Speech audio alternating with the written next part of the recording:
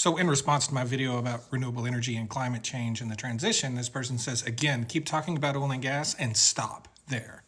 The EU is at 21% of primary energy from renewables, never mind nuclear.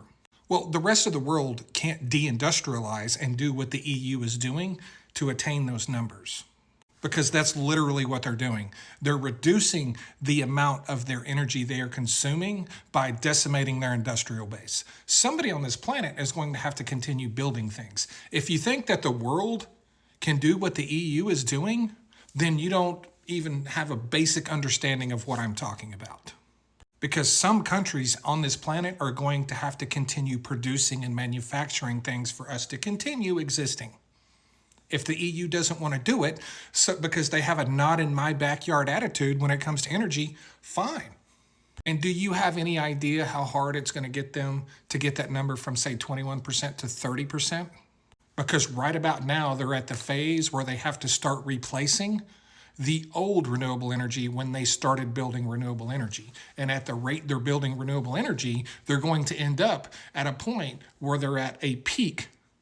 And all they're doing is replacing the old renewable energy. There's a point where you can no longer advance. Do you understand that? Let me explain this to you in a different way.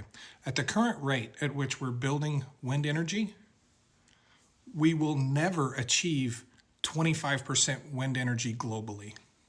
It cannot possibly happen. And that's because at the current rate we're building it, it would take us nearly 80 years to get it to 25%. And what happens after 20, 25 years? You have to start replacing the first wind energy you installed. So you get to a point where you've peaked. And once you get to that point, all you're doing is replacing the stuff you started with, and you're no longer expanding your renewable base.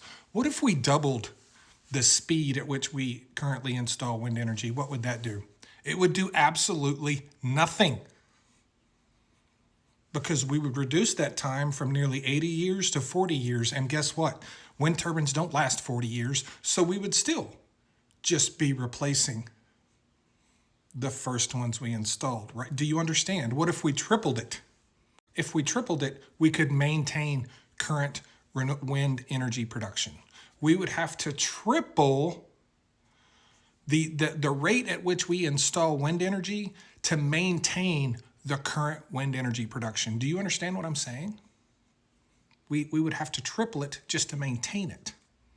And the entire time we're doing that, over that 20, 40, 80-year period, energy demand is growing. The entire time. All of those numbers are assuming that energy demand stayed exactly where it was right now. That's not a thing.